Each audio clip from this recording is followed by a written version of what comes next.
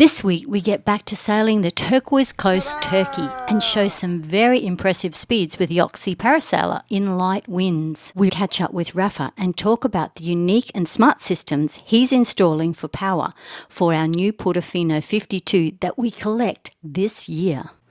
We also explore our number one bucket list place to visit, which I discovered in a mysterious dream.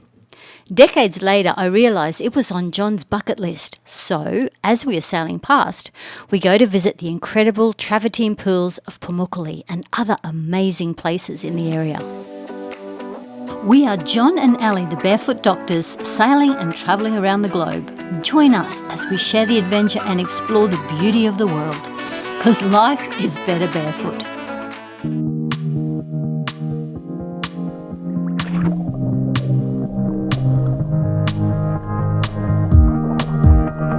Ta-da! We have our Oxley up, cruising with the Oxley. All by ourselves. Yeah, it's beautiful. Isn't that lovely? Good job setting it up. And there is the logo. There she blows. Look at that. Look at the colour. Look at that shape. Gorgeous. Look at that. Look at that. Close? A bit close. Spectacular. 4.2 knots and 5.2 knots of wind. And that's true wind. By the way, this is true wind I'm talking about. And it's we're on a broad reach, so there's a little arrow.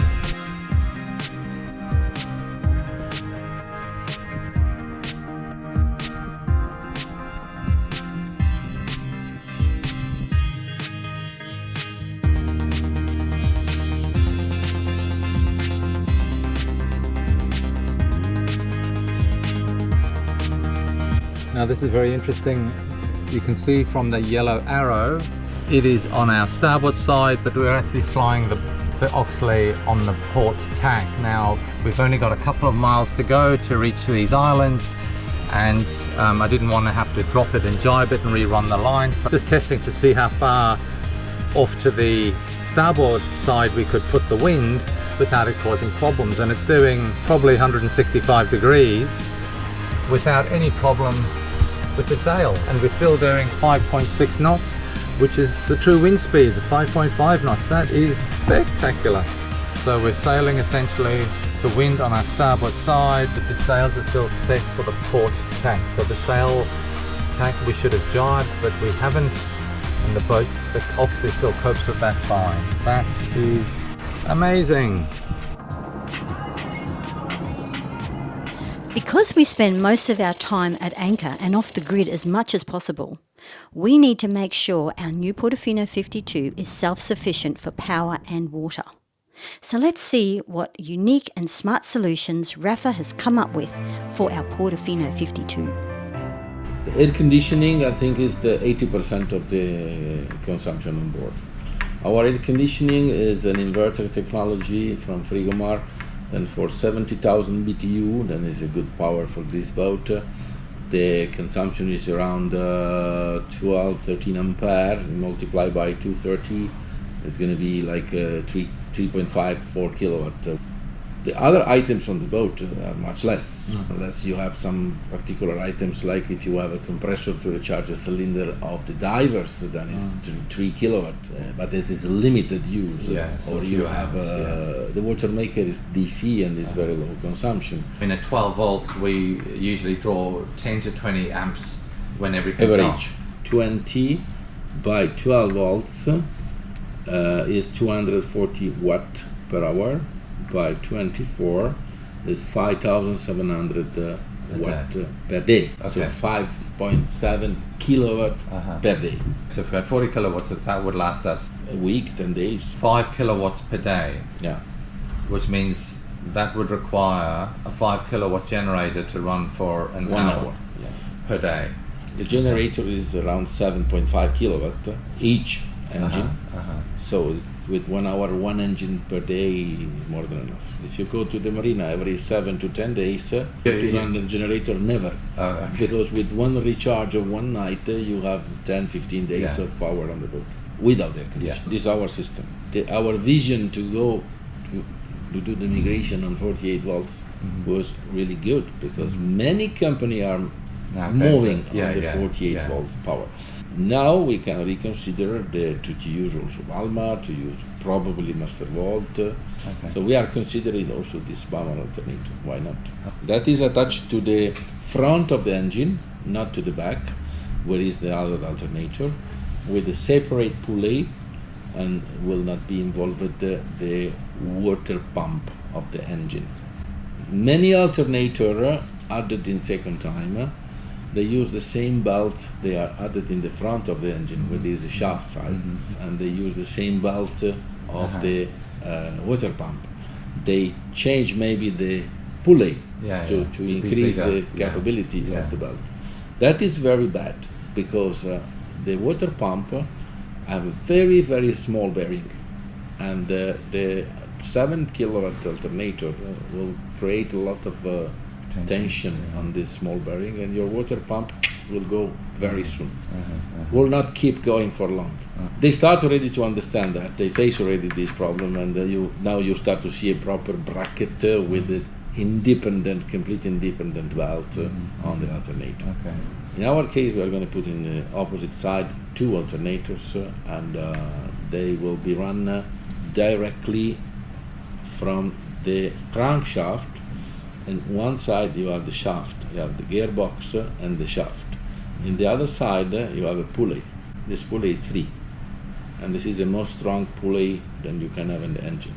So this is super safe, because there is not anything else involved, and this is the most strong pulley that you can use. And it's designed for keep load, any kind of load. You can connect the pump of the water maker, you can connect water pump for a fishing boat to wash the deck. This is the point that is designed for that. We discussed with Yamaha this, and they agreed that this is the best place where you take power. You can do also on this side. Here you have the standard alternator with the standard belt, then run also the water pump, the circulation, engine circulation pump, internal circulation. This pump is too small, and the bearing is very, very, very small. So if you replace this alternator with a bigger one, and you replace this belt with a bigger one, that's wrong, because this pump will not hold the pressure of this belt. All the system with the 2 engines, 4 alternators, and all these alternators have a smart regulator. Sorry, why is there 4? Yeah. We split in 2 because each one is 5 kilowatt. Oh, I see. But to increase the reliability, we reduced to 3.5. Oh, I see. So there's 2 3.5. So instead of 10 kilowatt, we have a 10 kilowatt system that run only at 7.5. So we reduced 25% the power to increase the longevity of the alternator system. What the smart regulator does, this is very, very, very important, because the engine has a torque. This is the RPM, and this is the power or torque. The torque of the diesel engine may give more torque to the lower RPM. A lot of torque in the lower RPM immediately, and going to release when you arrive in the maximum RPM, 3,300 RPM. Curve of the power is this, more or less. The power that will be absorbed by the propeller is exactly opposite, is exponential. So when you reach like 2,500 RPM, here you have a lot of power and a lot of torque. Here, your propeller starts to be angry of power. So it's better to reduce the capability of the alternator from here above. In this range of power, we remove the alternator from here. And this can be done with a smart regulator. So we have 4 alternators with 4 smart regulators. And we program this regulator for this kind of setup. Plus, the regulator has a CAN bus connection to Victron. And Victron has a CAN bus connection to the battery. With a lithium battery is the opposite than with the lead battery. The lead battery, the alternator checks the status of the battery and decide how much power to put it. With a lithium battery, you have a BMS, battery management system, inside, and it's a PC board. Then tell to everybody, I want power or I don't want power. So, That all sounds like a dream solution to me. And speaking of dreams, here's a really interesting one from Ellie. Many years ago, in the quiet realm of my dreams, I found myself soaring above a mesmerising landscape. White rock pools below held cascading water with pristine travertine edges and the most beautiful, enchanting aqua hue. It was a place I thought I made up, a fantasy world, something I dreamed up. Yet, when I awoke, the allure lingered vividly in my waking state for years. And it was only decades later, after sharing my dreams with John, who recognised that this place sounded like Pamukkale, which was actually on his bucket list of places to visit. Curious to why such a place revealed itself in my dreams, especially when I didn't know that it existed at all. We both knew we must get there, compelling us to find this place here in Turkey. Was it a mere coincidence or a cosmic invitation for discovery? Was this a destined encounter, a meeting place with someone of significance, or perhaps an astral voyage that transcended the boundaries of the waking world? Was it universal insight, or did I really astral travel? The answers awaited as the adventure unfolded, and the secrets of my dream would be revealed. But for now, we must see how we can get there. So Pamukkale is inland, but only about 200 kilometers or 125 miles.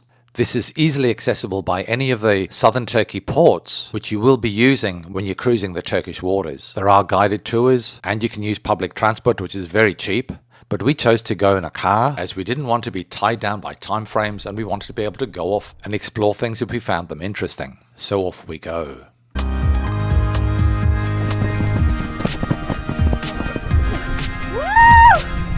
We're airbound!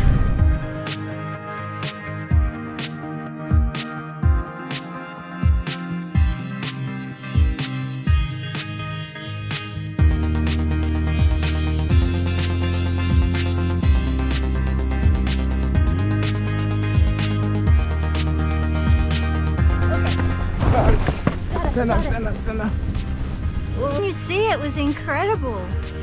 We made it. That was awesome. Thank you so much. We made an early start on the first day to try and beat the crowds. But on arrival at the travertine pools, we could not believe our eyes. The pools and waterways were all completely dry, and we were shocked. And clearly at the end of this hot, dry summer, the springs had all completely dried up. What a disappointment. So normally all these pools that you can see are filled with water, and it travels all the way down the mountain. So it's pretty disappointing that there's no water flowing in these pools, but it's still a spectacular sight. And it just means we have to come back when the water's flowing.